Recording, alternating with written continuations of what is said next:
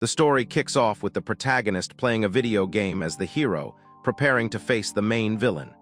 The battle commences, and he ends up defeating the game's final boss. But while he was in the midst of celebrating the victory, something strange happened to his body, and he fell to the ground, later waking up in an unfamiliar space, in front of a man scolding him for zoning out, and the woman present nearby also advises him to start acting his age, calling him by the name Zeke. Upon hearing this, he looks at himself in the glass reflection and realizes that he just became the villain of the game he was playing. While thinking about this, Zeke accidentally drops a glass, and although he wanted to say something else to the maid, the words that came out of his mouth were full of disgust. This made him understand that any word or action that didn't fit Zeke would get forcibly corrected, prompting him to believe that he can only act like the villain against his will. Moreover, the villain always ends up dying in the game, which means he is also fated to be eliminated by the hero. However, knowing that Zeke becomes strong enough to become the final boss, he believes that there might be a chance to defeat the hero, and for that, he just needs some training.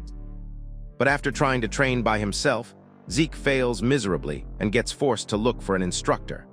Ultimately, he finds someone named Blink who is a former Night Order commander and ends up inviting him to his house.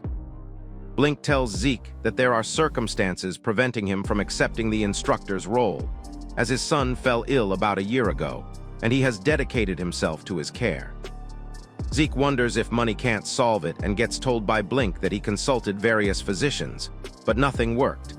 Before, his son was bedridden but still able to eat and talk. However, now, he can't even breathe properly.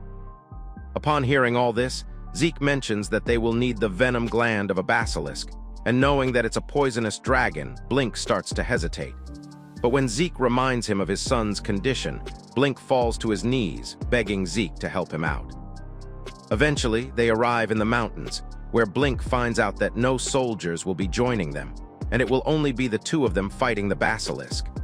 Zeke tells Blink not to underestimate him, and thinks about how he will be using the game knowledge to defy his destiny.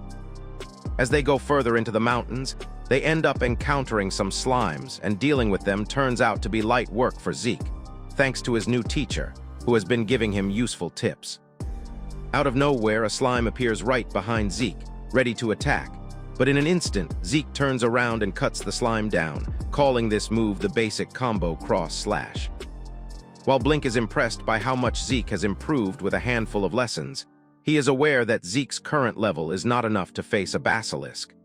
Later that night, Blink wonders if he can put his trust in Zeke, as not only can he figure out anything going on in his mind, but Zeke keeps slipping away on his own. Soon after, Zeke returns and asks Blink to get ready, but before Blink gets the chance to ask anything, they both hear the sound of a basilisk. Turns out Zeke lit some incense to lure the basilisk, as he believes it's much safer than walking into the enemy's den.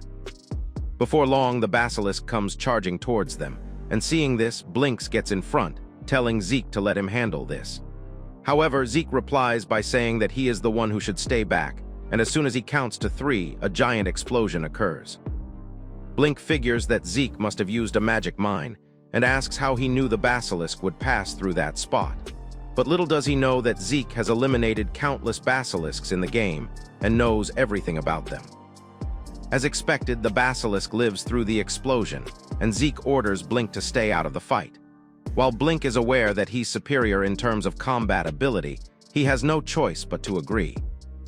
As soon as the battle starts, the basilisk tries to attack with its tail, which Zeke manages to dodge effortlessly since he already knows the attack pattern. After that, the basilisk uses poison breath on Zeke, which completely envelops that area. Upon seeing this, Blink figures that this must be it for the brat and apologizes to his son for failing him yet again. However, once the smoke clears, Blink notices Zeke standing there, using an ice wall for protection. Apparently, the original Zeke was a gifted mage, which means he can use powerful ice magic from the start. Following that, the basilisk runs out of options and dashes towards Zeke, and in the meantime, he raises his sword and coats it completely in ice. After dodging the initial basilisk's move, Zeke slashes it using his sword and finishes it off using an attack named Icicle Cross. The basic cross-slash combo enhanced with ice magic makes the ultimate finishing move, and since there was plenty of water mana nearby, Zeke got a boost from the terrain as well. Now that the work is done, Zeke lets Blink know that he works for him from now on. Elsewhere, many people are running from monsters but ultimately fail to survive. One of them, who's on the brink of demise, points towards a girl and blames her for this incident. The following day, Zeke is training with Blink, watching over him, thinking about the aftermath of what happened yesterday. Apparently, everyone was shocked to see the corpse of a basilisk, and since nothing like that had ever happened in the guild's history, they figured it was the work of Blink, only to be told that Zeke was responsible for it. Hearing his name, their opinions instantly changed, and they started accusing him of animal cruelty and poaching for profit. However, Zeke expected this much, as his reputation is worse than Logan Paul's after the Japan incident. Back in the present, Zeke gets complimented by Blink for his progress in swordsmanship and gets reminded by Zeke that the faster he improves, the faster he becomes unemployed. However, Blink couldn't care less about that and thanks Zeke for his help. Because of that, his son Luke is recovering steadily. Seeing that Blink's opinion of him is skyrocketing, Zeke figures that things are on track for now and plans to keep this pace going in order to dodge the death flag. Suddenly, he hears a noise and notices some commoners standing outside the main gate, asking for help. Both Zeke's parents get annoyed over the fact that they skipped official channels to make a direct appeal like that, but the commoners argue by saying that it's an emergency, as their village is under attack by magical beasts. Apparently, it's a pack of breeze weasels who look underwhelming but can swarm and use wind magic. While one on its own isn't powerful enough, when the weasels coordinate as a pack, it's different. Frustrated, Zeke's father tells them that he won't be wasting any of the resources on some dirt-poor village, and mentions the fact that they barely pay any taxes. In his mind, Zeke calls his father some not-so-nice words and regrets the fact that he is his father. Moreover, he realizes that their village was never mentioned in the game, so ignoring it shouldn't cause any problem. The villagers refuse to back down and start begging them for help, saying that they can't go back to their homes like this. His father once again yells at them, only to be interrupted by Zeke, who offers to go, telling his parents that participating in a subjugation at his age will boost his reputation and reassures them that a pack of weasels are not a match for him. Upon hearing this, Zeke's parents are surprised and eventually allow him to go, even offering to throw in a handful of soldiers. Lastly, they advise him to ditch the village and come back if anything strange happens, to which he agrees. With that being said, he is on his way to the village and asks Blink the reason his son is tagging along. That boy introduces himself as Luke and lets Zeke know that it's thanks to him that he's back on his feet. Still unsure, Zeke tells Luke that there's something shifty about him and questions what a stickman-looking runt like him can possibly achieve. Blink replies by reassuring Zeke that Luke is quite resourceful and asks him to let Luke act as his attendant on this trip. Luke also adds by saying that he aspires to become a knight one day and promises to repay this debt to Zeke. This situation makes Zeke realize that Luke wasn't in the game when he used to play it as the hero, and wonders if the reality is starting to drift further from the game. But as long as he's strong enough, Zeke is not very bothered by this stuff and allows Luke to do as he pleases. As time passes, Luke remembers that his father called Zeke an incredible man and told Luke to meet Zeke himself when he didn't believe him. Currently, he is motivated to find out the truth and find out who Zeke really is. Before long, they arrive at the Ulhai village and decide to meet the village chief right away. Curious, Blink asks the village chief the reason those breeze weasels attacked all of a sudden when they are normally pretty chill. Out of nowhere, a person interrupts and says that it must be the cursed girl's doing, as nothing but misfortune has plagued them since she was born. When the chief tries shutting him down, the man refuses and continues by saying that this isn't the first time these beasts have gone mad, adding the fact that the cursed girl is always present nearby when it happens. Ultimately, Zeke's curiosity gets the best of him, and he asks the village chief about the cursed girl. The chief informs him that a girl with white hair was born in their village, and when she grew a bit older, their village storehouses burst into flames. At first, no one figured out how the fire started, but somehow from the heart of the ruins, they found that girl asleep without a single burn on her body. When they pressed her for answers, the girl told them that she didn't remember, and from that day forward, their village kept getting struck by disasters. Crops would wither, wells ran dry, livestock dropped dead, the beasts got savage, and eventually the girl's own parents died at the same time. Seeing the village chief agree, that dude suggests fetching that cursed girl, to which Zeke agrees, saying that she's perfectly suited to be their little pointer. With that being said, they arrive at her house, where the girl is chained up and in a pretty miserable condition. Bothered, Zeke yells at everyone to get out, and once they leave, he cuts the chains and frees the girl. After gathering some courage, she tries speaking to him, only to be mocked by Zeke for smelling like a wet garbage bag. This scares the girl, and she apologizes, telling Zeke that the villagers don't let her use the bath as she's the cursed child. When Zeke asks why she's apologizing for their stupidity, the girl starts crying, saying that it's all her fault, everything, including the monsters and even the death of her parents. Furthermore, she requests Zeke to use his sword and put an end to her, but to her surprise, Zeke grabs her face and after introducing himself, tells the girl that he's here to slaughter some beasts. He then asks the girl if she believes some petty village curse means anything, and tells her that he's known as the demon child of Lages. Moreover, Zeke says that he has no time for her trauma dumping session and lets her know that she is going to be his guide to the attack site. Before leaving, he tells her to wash her face and put on some nice clothes, as the stench is unbearable. Some time has passed, and everyone is currently busy getting the stuff prepared for the extermination. Luke, who is also helping out, thinks about how the Lages soldiers suffer from low morale as well as poor training, and he blames Zeke for it. Just then, he hears someone shouting the words "cursed child," followed by the appearance of Zeke along with that girl. Blink explains it to Luke by saying that it's just some backwards village superstition, and that they are convinced she's the cause of every little misfortune. Once everything is done, Zeke takes the lead, and after asking if the troops are assembled, he informs everyone that the girl will be their guide into the beast's territory. Hearing this, everyone gets shocked, along with Luke, who begins to wonder if Zeke plans on using her as bait.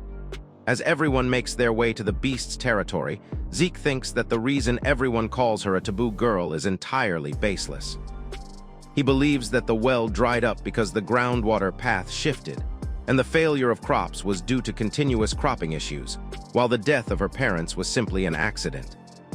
None of it has any connection to this girl named Atri, which is why something about this whole situation doesn't sit right with Zeke.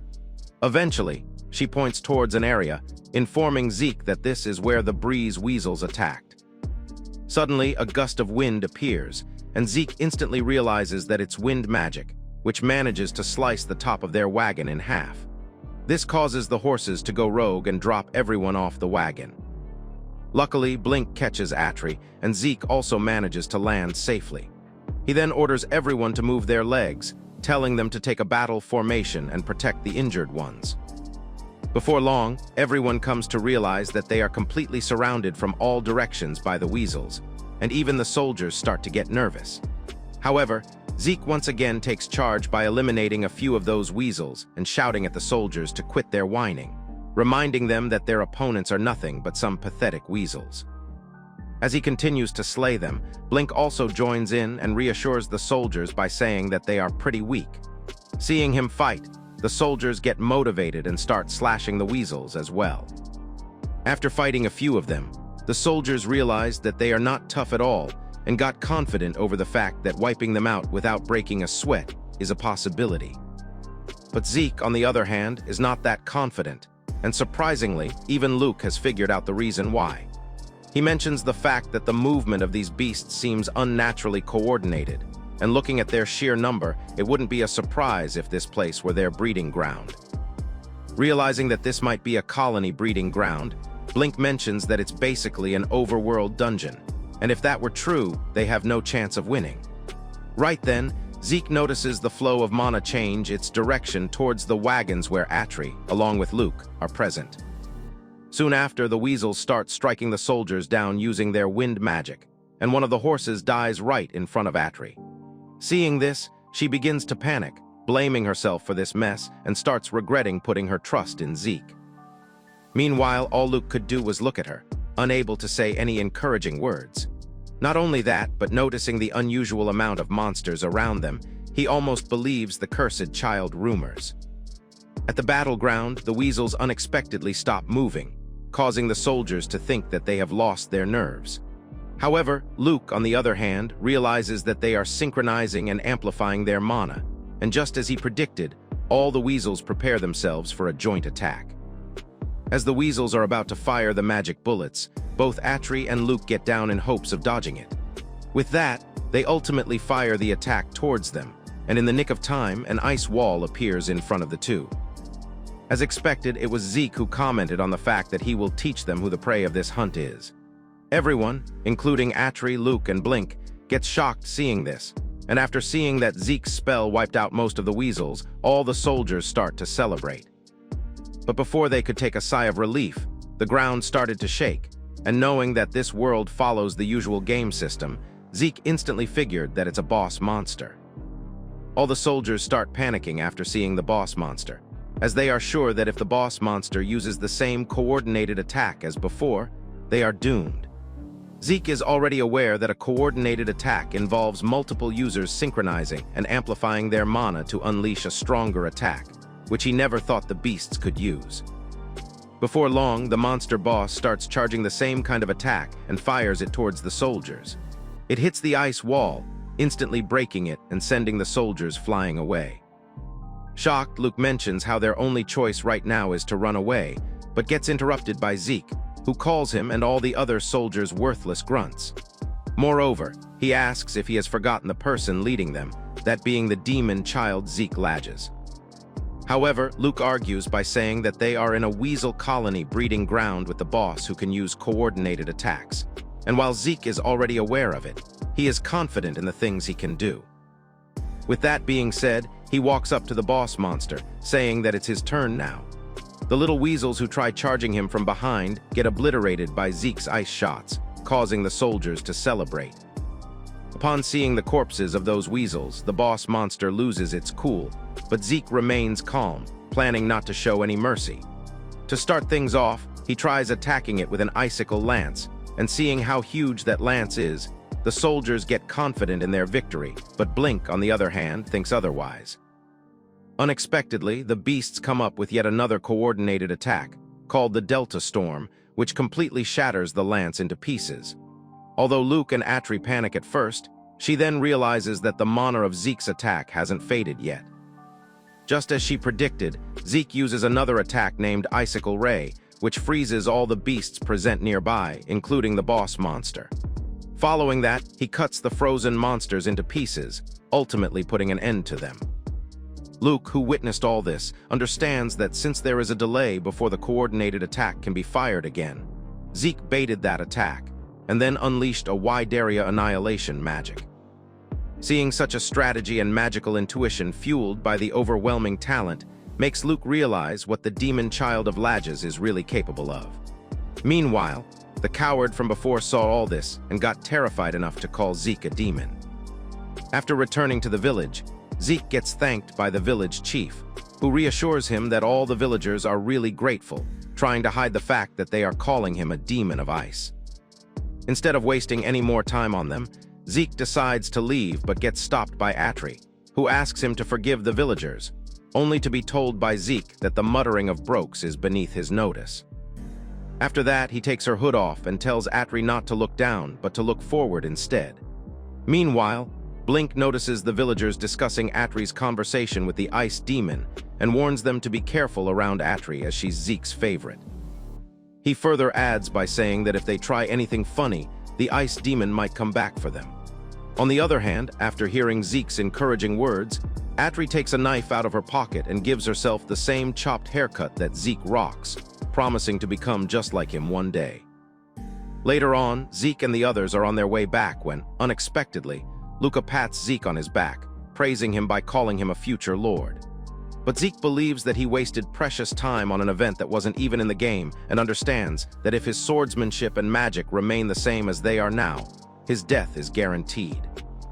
So it's not about whether the event was in the game or not, but what he truly needs is real combat experience. Whatever it takes, all Zeke needs to do is rack up experience and get much stronger than he currently is. But at the same time, he can't help but wonder what the protagonist of the game is up to. Elsewhere, a few wagons are headed to a village, and inside one of them is a boy who is admiring his sword, also known as the protagonist of the game, Van. The following day, Zeke practices his sword skills, thinking about how he was once an ordinary student obsessed with games who was reincarnated as the main villain. Although he is aware that the villain is fated to be eliminated by the hero, he is still shooting for the top. However, the problem right now is that his magic has gotten strong to the point where his sword can't handle it anymore.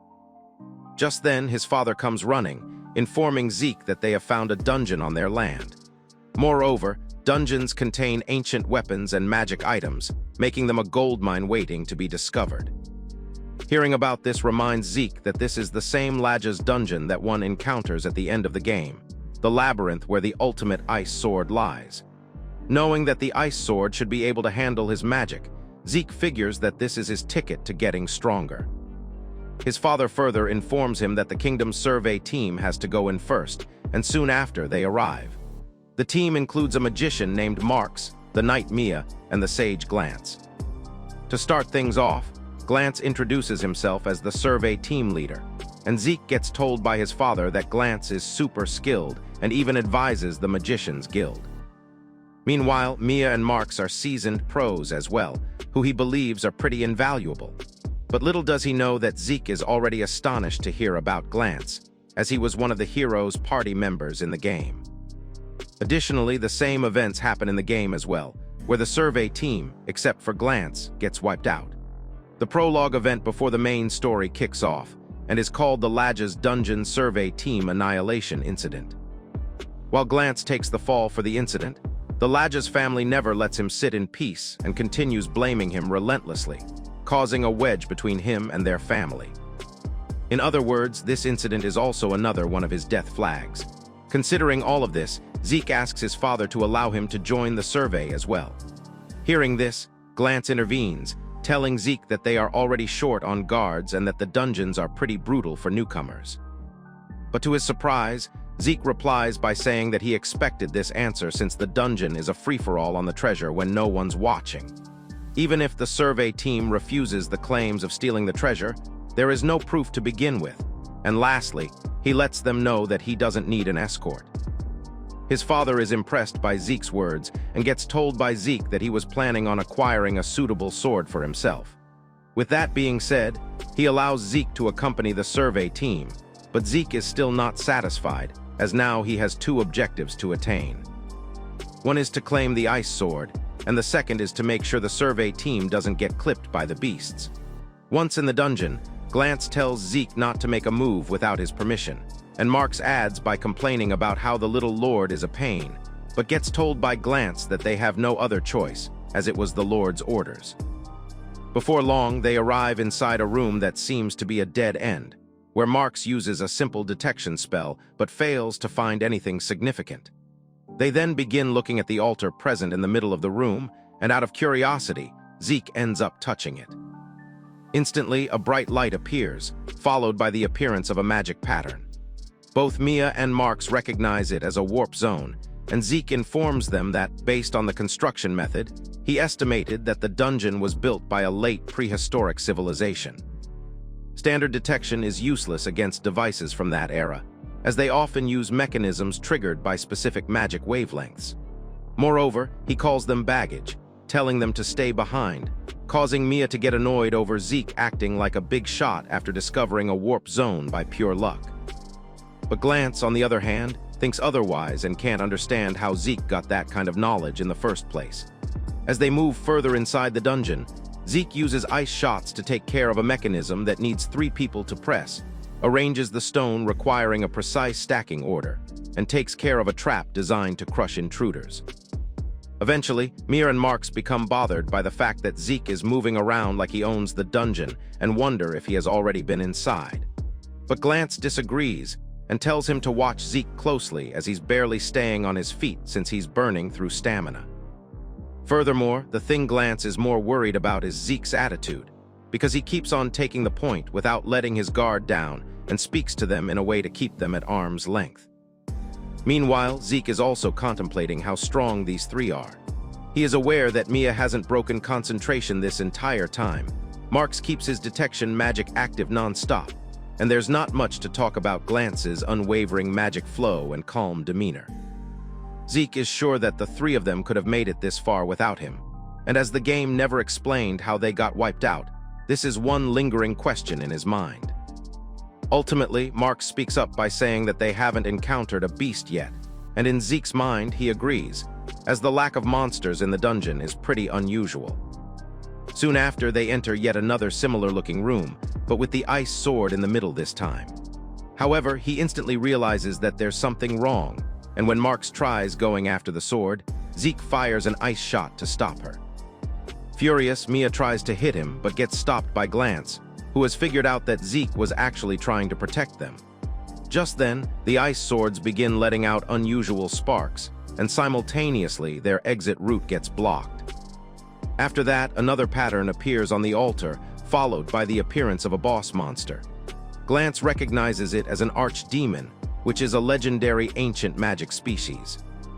Meanwhile, Zeke doesn't waste any time attacking it with 3 icicle lances, and when he gets confronted by Mia for attacking on his own, Zeke thinks that there's no good waiting around, as if anything, the first strike lets him gauge the enemy's capabilities.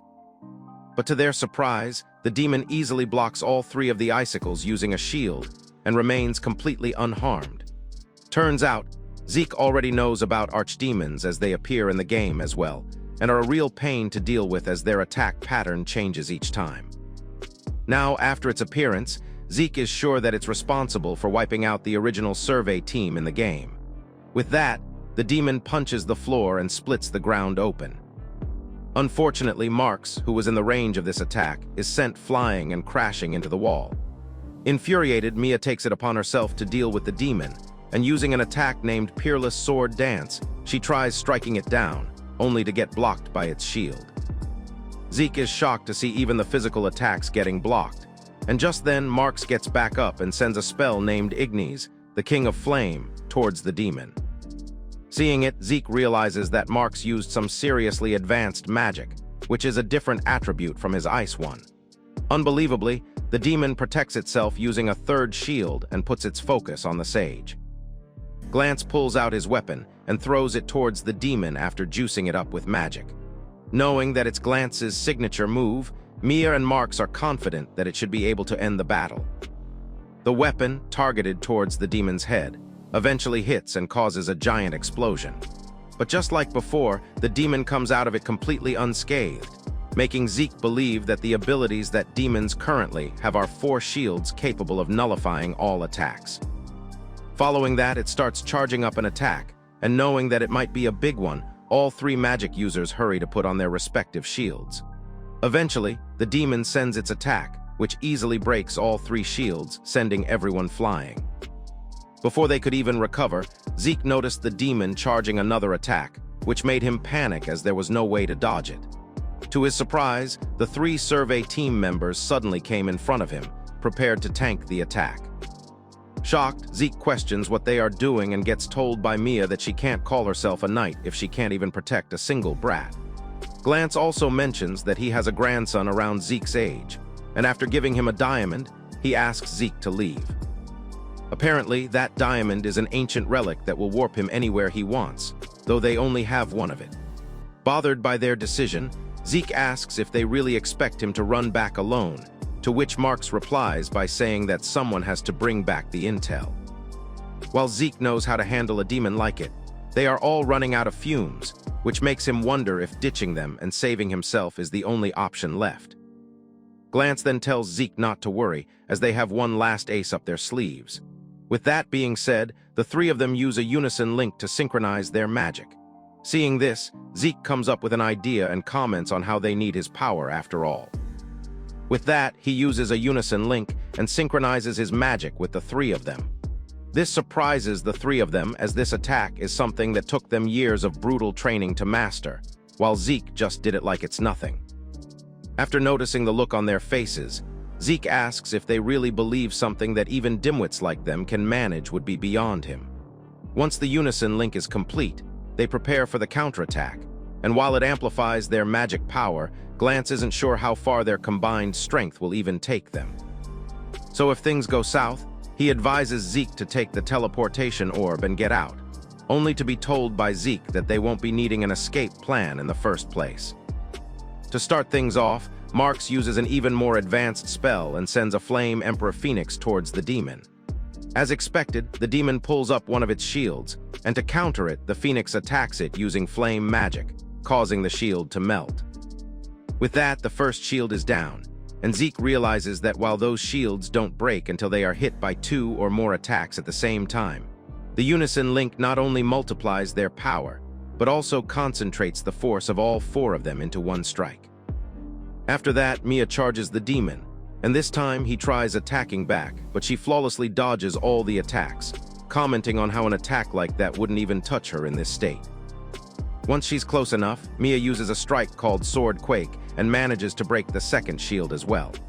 Now there are only 2 shields left, and that's not it, as when Mia broke the shield, she also managed to inflict some damage on the demon. After that, Glance steps up and uses muscle magic to become a creatine abomination. Following that, he flexes those packs to the ladies in hopes of getting some and ultimately launches himself into the demon, breaking the 3rd shield. Now only 1 shield remains, and Glance wishes that fortune favors Zeke's arms. With that being said, he improves his focus and thinks about how he can feel an unbelievable surge of magic power within him. After that, he fires a spell named Icicle Impact towards the demon, which breaks through the 4th shield, making everyone overjoyed.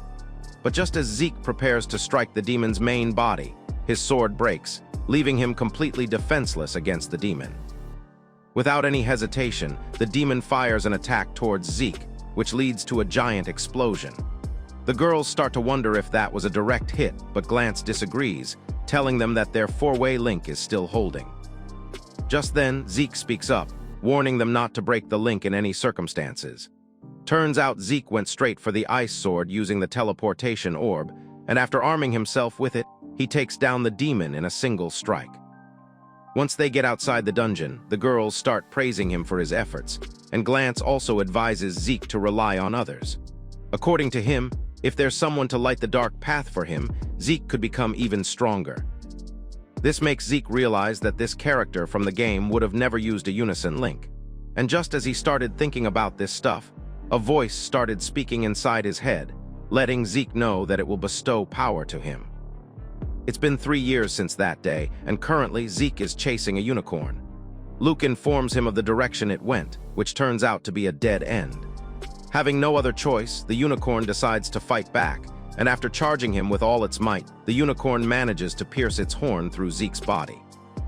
But to the unicorn's surprise, it turns out to be a clone of him, and the real Zeke freezes its legs, trapping the unicorn in one place.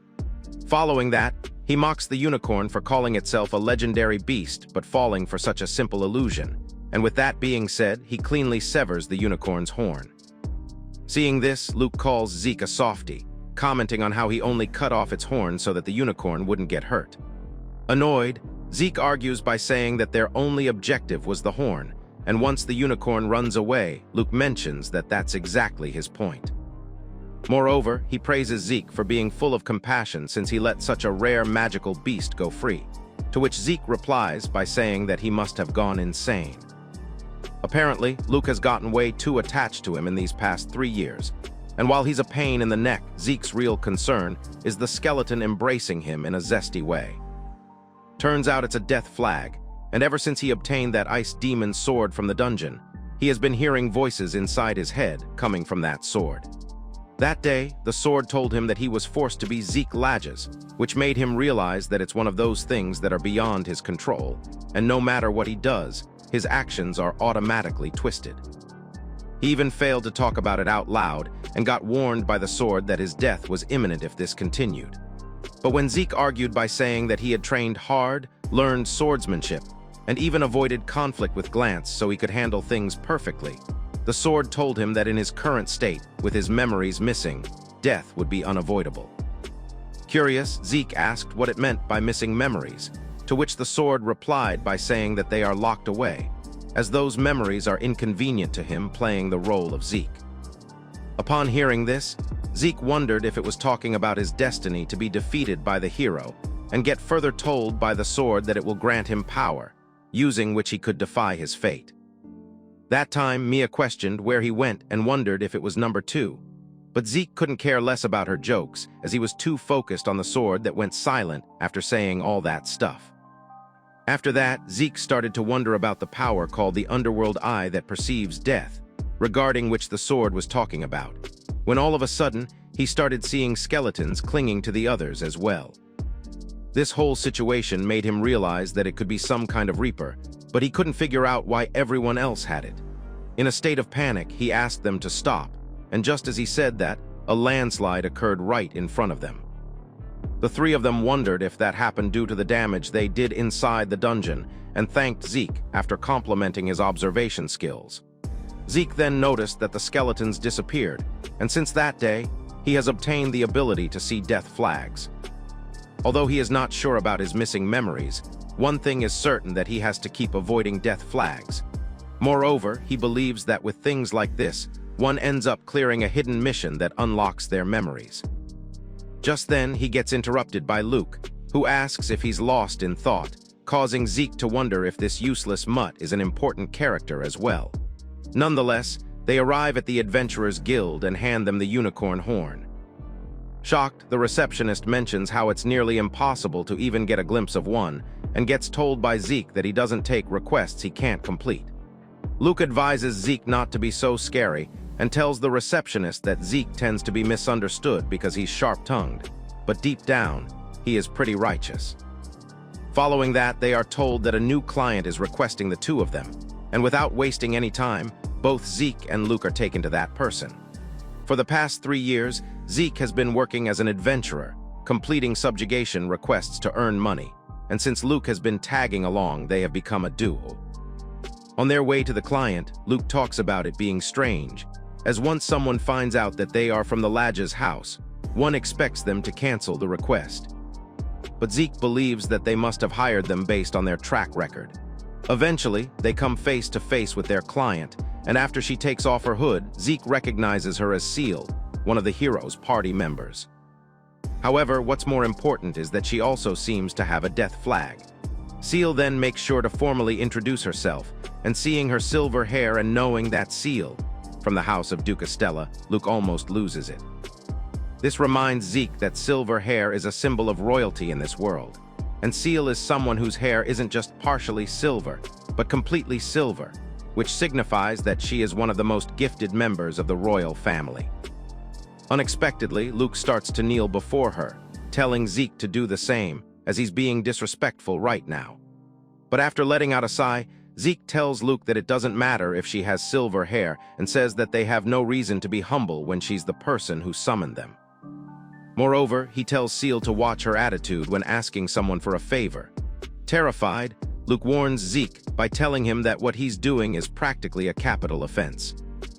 However, all Seal does is laugh and tell Zeke that all the rumors she has heard about him are true.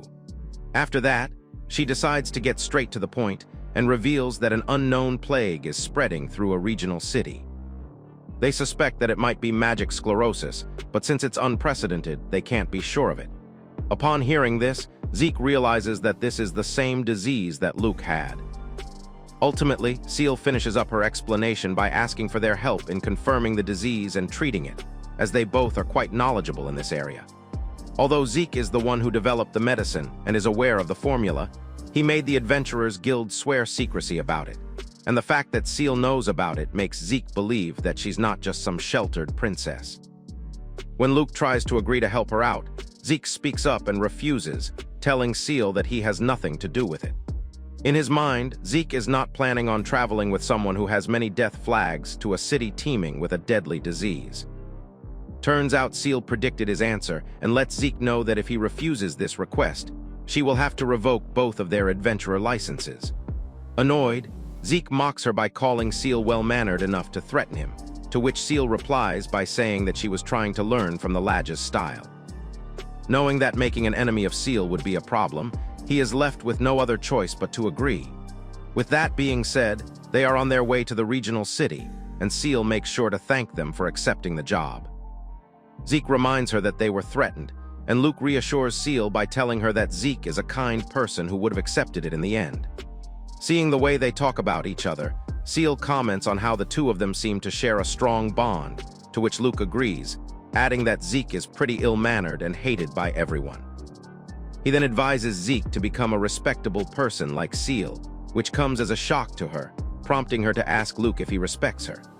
Luke replies by telling her that he really respects her for not only showing off those giant milkers, but also trying to save people's lives.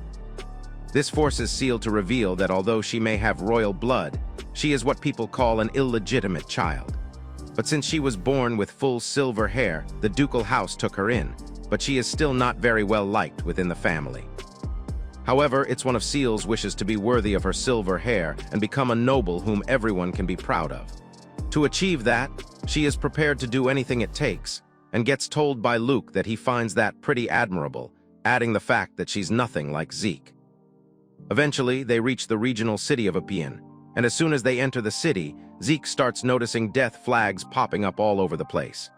Suddenly, a girl whose husband collapsed screams for help, and Luke takes it upon himself to carry that man to the hospital. Apparently, the quarantine facility is where all the patients are currently present. Soon after, Seal notices that Zeke is missing, but just then, he appears out of nowhere, telling Seal that he needs to talk to her in private. Following that, he lets her know that something felt off for this to be a disaster, so he searched the city on his own and found something buried in the center of the town. After taking a look at it, Seal realizes that it's a cursed object, which helps them understand that the strange phenomenon happening in the city isn't a disease but a curse. To Zeke's surprise, Seal didn't sense the power of the curse, which is strange, as in the game, Seal possessed extraordinary healing skills and could purify any curse. The fact that Seal couldn't sense the presence of a curse means that she is in her pre-awakened state, and Zeke has to find a solution that doesn't involve divine arts. Sometime later, Seal informs all the townsfolk regarding the curse, and when they question about a way to counter it, Seal tells them that they don't have any, making them even more frustrated. Eventually, Zeke gets tired of their blabbering and punches the wall, telling them to be quiet, as they have only just figured it out as well. Just then, the old director steps up, saying that Seal can resolve it and mentions the legend of the silver-haired maiden.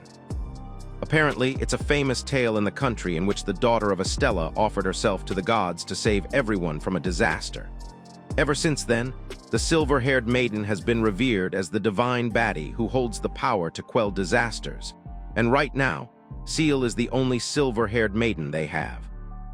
Out of nowhere, Zeke's head starts hurting as some of his memories get unlocked, which includes Seal's backstory. This reminds him that the reason Seal awakened her powers was that she was chosen as a sacrifice. As the townsfolk continue begging Seal to save them, Zeke notices her death flag getting bigger and bigger. Seeing this, Luke asks Zeke to say something, and he ultimately speaks up, telling Seal that this is the perfect chance for her to prove her worth to the people.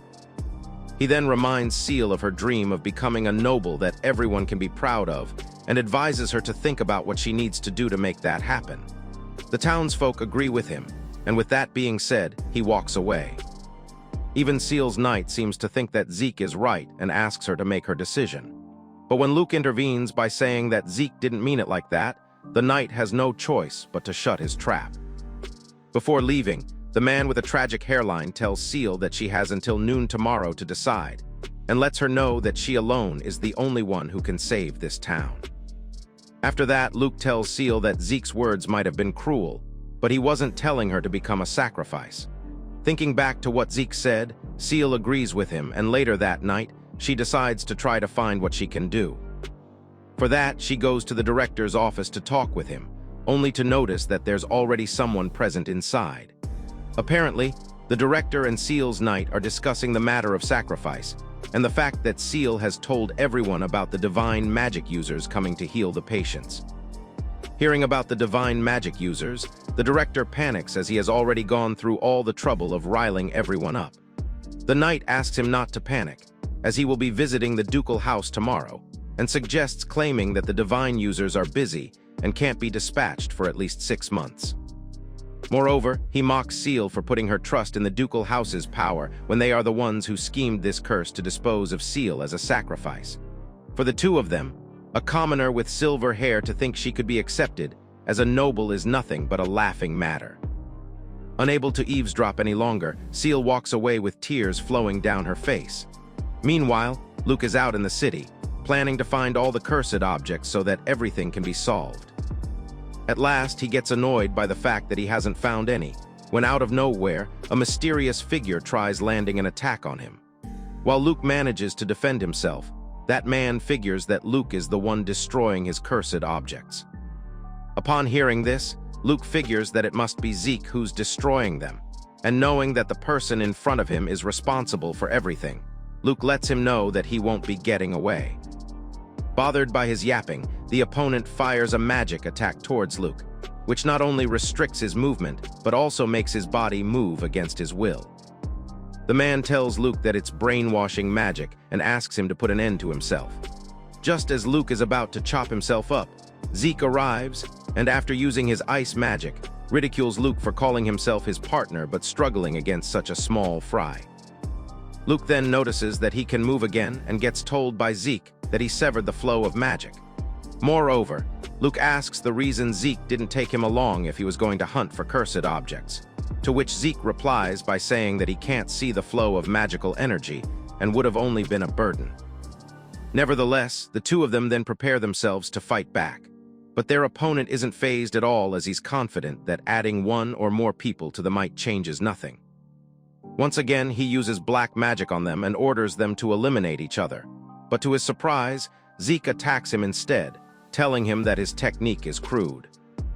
He further tells that person that while his brainwashing might have been enough to control someone like Luke, it's pretty useless against him. The enemy then fires some dark magic gravel, and this time, Luke takes charge by dodging every single one of them and ultimately landing multiple strikes on him. Once he's down, Zeke tells him that Luke is a match for him when it comes to physical combat and questions about the person who spread the curse. But before that guy could even say something, a hand came out of his mouth, which the two of them recognized as summoning magic. Before long, a whole cursed demon appears, which is their worst possible enemy, as this was originally Seal's awakening event, and that things can only be defeated by divine magic. Do you think Luke and Zeke can defeat the cursed demon? Comment Villian if you'd like part 2 of this series. As usual, thank you for tuning in and we'll catch you in the next one.